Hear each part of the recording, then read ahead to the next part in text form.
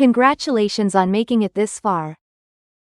And welcome to Session 3, an overview of the DRRM-H Nutrition in Emergencies Plan, or DRRM-H-NiE plan. In the past 2 sessions, we explored the foundational concepts of NiE and examined the key actors and systems that work together to respond in emergencies. Now, it's time to look at how we prepare for these emergencies, before they happen. That's where the DRRM-H-NiE plan comes in. This session will guide you through its purpose, structure, and how it fits into local governance. After learning about the various actors and coordination systems in nutrition in emergencies, you might be asking, how should clusters prepare for a nutrition emergency, before it even begins? The answer lies in having a clear, coordinated, and actionable plan. This is where the Disaster Risk Reduction and Management, Health and Nutrition in Emergencies Plan, or DRRM-H-NiE plan, becomes essential. This plan ensures that nutrition interventions are not just reactive, but also proactive, well-organized, and integrated into broader disaster risk management efforts at the local level. So, what exactly is the DRRM-H Nutrition in Emergencies Plan, or DRRM-H-NiE plan? Simply put, this is a localized plan designed to ensure that essential nutrition services are available and sustained, before, during, and after emergencies. It aligns closely with existing disaster risk reduction and management, DRRM, and health frameworks, making sure that nutrition is not treated as a standalone response, but as an integrated part of emergency preparedness and recovery. The DRRM-H-NiE plan serves as a guide for local governments and nutrition clusters to identify the potential nutrition risks in their communities, the appropriate interventions and resources needed, and the coordination mechanisms required to respond effectively. This plan is not optional. It is required for local government units, LGUs, and their corresponding local nutrition clusters, LNCs. Through this plan, LGUs can ensure that nutrition remains a priority at every stage of the emergency management cycle, from planning and risk reduction, to immediate response and long-term recovery. Most importantly, it gives structure and direction to the efforts of all actors involved, helping them work toward a shared goal of protecting the nutritional well-being of vulnerable groups, especially in times of crisis. So why is the DRRM-H Nutrition in Emergencies plan so important? First, it provides a structured guide for protecting the most nutritionally vulnerable groups during times of crisis, especially infants, young children, pregnant and lactating women, and the elderly. Instead of waiting for emergencies to strike, the plan helps local governments and nutrition clusters identify risks in advance, assign responsibilities, and prepare appropriate responses. Second, the plan plays a crucial role in coordinating multi-agency efforts. During emergencies, many actors, from health workers to NGOs to local officials, are involved. The DRRM-H-NiE plan ensures that everyone is aligned, reducing confusion and duplication, and promoting more efficient use of resources. Third, it helps to prevent the escalation of malnutrition during emergencies. When communities are displaced, food systems are disrupted, or health services are overwhelmed, nutrition is often one of the first areas to suffer. A proactive plan allows LGUs to act quickly, delivering timely interventions before conditions worsen. And finally, this plan supports the development of a resilient and responsive nutrition system at the local level. It reinforces the idea that nutrition isn't just a response effort. It's a core part of disaster preparedness and long-term recovery. In short, the DRRM-H-NiE plan equips LGUs and local clusters with the tools and direction they need to save lives, protect health, and uphold the right to nutrition during emergencies. Now, let's take a closer look at the planning cycle behind the DRRM-H-NiE plan. This planning cycle is adapted from 2 existing frameworks, the Nutrition Program Management, NPM, cycle, which has 4 key phases, and the DRRM-H planning cycle, which consists of 6 phases. In designing the DRRM-H-NiE plan, only the steps that are relevant and practical in the context of humanitarian program cycles, HPC, and local government planning procedures have been included. Why? Because the DRRM-H-NiE plan is unique. It brings together emergency preparedness, nutrition interventions, and local governance in a way that streamlines planning while addressing urgent needs. Here are 2 important points to remember about how this planning process works. First, the same group of people responsible for developing the Local Nutrition Action Plan, LNAP, usually the Local Nutrition Committee, also serves as the local nutrition cluster that formulates the DRRM-H-NiE plan. They are mandated under the NNC Governing Board Resolution No. 1, Series 2009. This integration avoids duplication of efforts and helps ensure that both plans are aligned and mutually reinforcing. Second, the nutrition interventions included in the plan are pre-selected. That means LGUs don't have to start from scratch in identifying what to do. Instead, the plan focuses on tried and tested interventions that have a proven impact in preventing the worsening of malnutrition and reducing the risk of death during emergencies. In short, this planning cycle helps localize nutrition emergency planning while making it more efficient, practical, and responsive to real-life situations on the ground. The DRRM-H Nutrition in Emergencies Plan is built around 4 key components, each one addressing a critical phase in emergency planning and response. Let's go through them one by one, along with an important 5th element that ties it all together. 1. Prevention and Mitigation Plan. This component focuses on reducing both hazard exposure and community vulnerability. The goal is to prevent or minimize the nutritional impacts of disasters before they happen.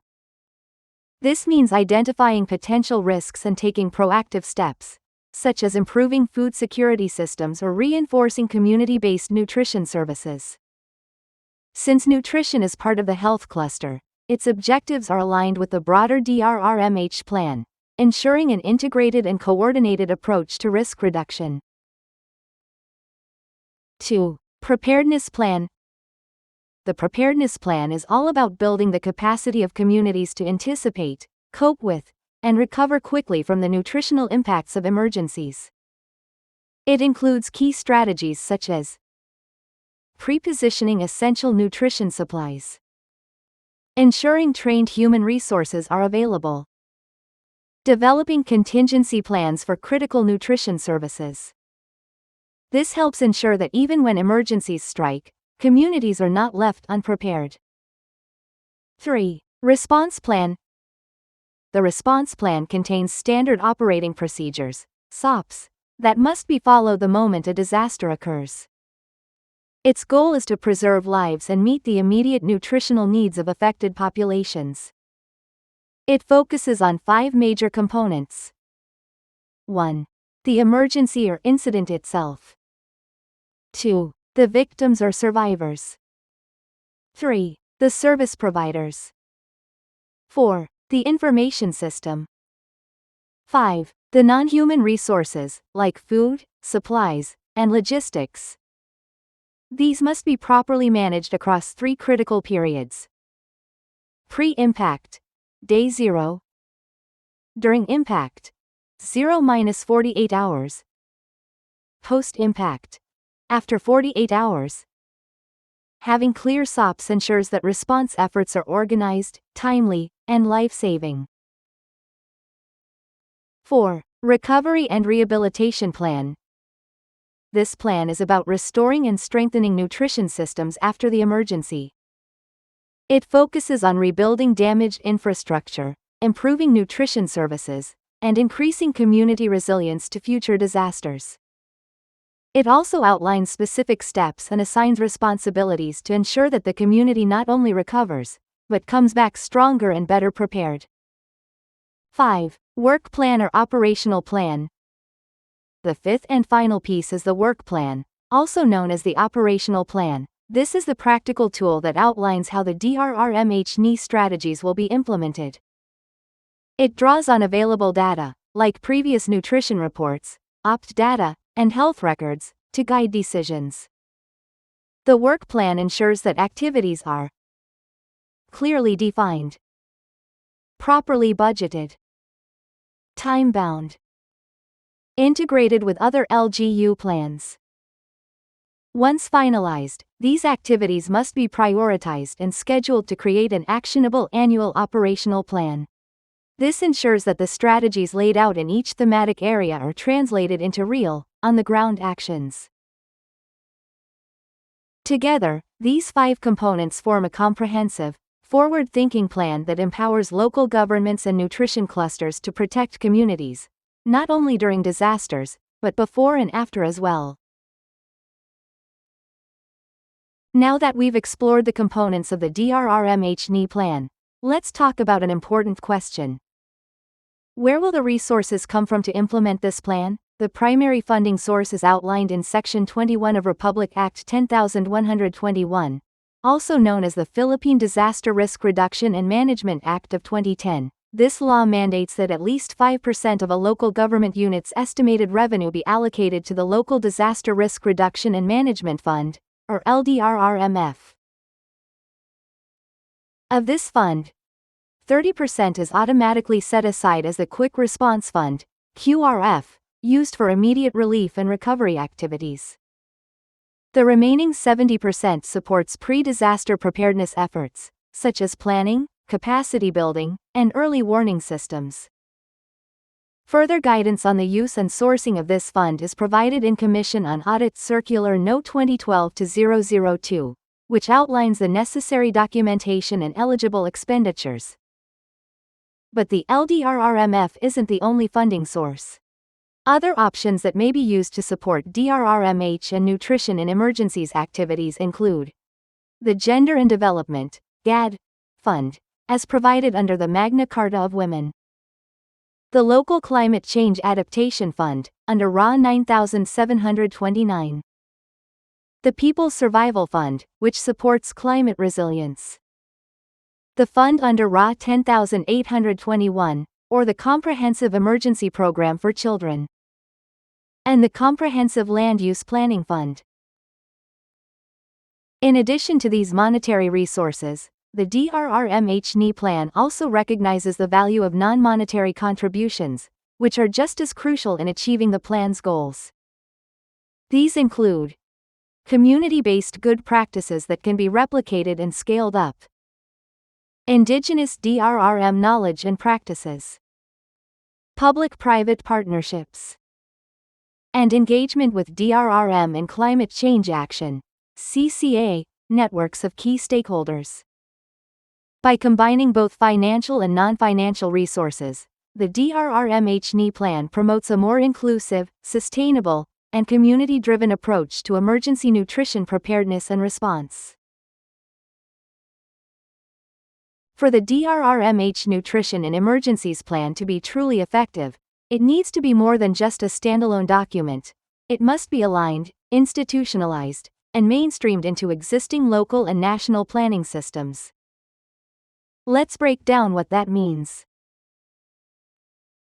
1. Alignment. First, the DRRM-H-NiE plan must be aligned with national frameworks and development goals. This ensures that local plans contribute to broader, long-term outcomes. Key frameworks for alignment include the Philippine Development Plan, PDP, the Philippine Plan of Action for Nutrition, PPAN, the national and local DRRM plans, the DRRM-H plan, the Climate Change Action Plan, CCAP, and the Gender and Development, GAD, plan. Aligning with these national plans ensures consistency in priorities, and allows LGUs to access technical and financial support from relevant agencies. 2. Institutionalization. Second, the plan must be institutionalized. This means embedding the DRRM-H-NiE plan within local policies, systems, and structures. The Local Nutrition Cluster, LNC, plays a critical role here. It ensures that the plan is translated into actual policies, programs, coordination mechanisms, and most importantly, that there is a budget appropriation, from the national down to the local level. Institutionalization turns good intentions into sustainable action. 3. Mainstreaming. Finally, the DRRM-H-NiE plan must be mainstreamed into local development plans. This means integrating it into key planning documents such as the Comprehensive Local Development Plan, CLDP, the Local Nutrition Action Plan, LNAP, the Local Disaster Risk Reduction and Management Plan, LDRRMP, and the Local Investment Plan for Health, LIPH. By mainstreaming, we ensure that nutrition in emergencies is not treated as an afterthought, but as a core element of local governance and disaster preparedness. In doing so, LGUs can make nutrition resilience a planned, funded, and coordinated priority, before, during, and after emergencies. The local chief executive, LCE, whether a mayor, governor, or barangay captain, plays a central role in the success of the DRRM-H-NiE plan. As the chair of the local nutrition cluster, the LCE is responsible for mobilizing and guiding the entire cluster, ensuring that each member contributes to the planning process and that the plan reflects the real needs of the community. More importantly, the LCE leads the effort to ensure that the plan is not just written, but that it is aligned with national frameworks, institutionalized through local structures and policies, and mainstreamed into the broader local development plans. The DRRM-H-NiE plan is not created by one office alone. It is the product of collaboration across all sectors represented in the local nutrition cluster: health, social welfare, agriculture, education, civil society, and others. Once developed, the plan is coordinated and harmonized through the Local Nutrition Action Plan, LNAP, which serves as the main entry point to integrate it into the local development plan. This integration is what allows LGUs to justify funding allocations, ensuring that the nutrition emergency strategies outlined in the plan are not only implemented, but sustainably supported through proper budget appropriation. The LCE's leadership is key in turning plans into action, and action into impact. At this point, let's take a moment to pause and reflect. Which existing LGU plans in your area might already include elements of the DRRM-H Nutrition in Emergencies plan? And just as importantly, where do you think the gaps still exist? Take a few minutes to think about your answers, then share your thoughts in the discussion forum. Your insights can help others reflect on their own local context, and together, we can learn from each other's experiences. Now that you've gained a solid understanding of the DRRM-H Nutrition in Emergencies planning process, I want to leave you with 3 key points to remember. First, the DRRM-H-NiE plan equips LGUs to prepare for, respond to, and recover from emergencies, with a strong, clear focus on protecting nutrition throughout every phase. Second, the plan must be locally led, integrated, and actionable. It's not just a document, it's a commitment to coordinated, community-based action. And third, your role as a practitioner or leader is vital. Be an advocate for integrating nutrition into emergency plans, and ensure that your local nutrition cluster is actively engaged in the process. Because when everyone plays their part, we build stronger, more resilient communities, ready to protect nutrition, no matter what crisis may come. And that's it. You've just completed Session 3, an overview of the DRRM-H Nutrition in Emergencies plan. Congratulations on reaching this point. You've taken another important step in strengthening your understanding of how to prepare for and respond to nutrition needs during emergencies. Well done. To recap, we've now completed all 3 sessions, each designed to help you meet our core learning objectives.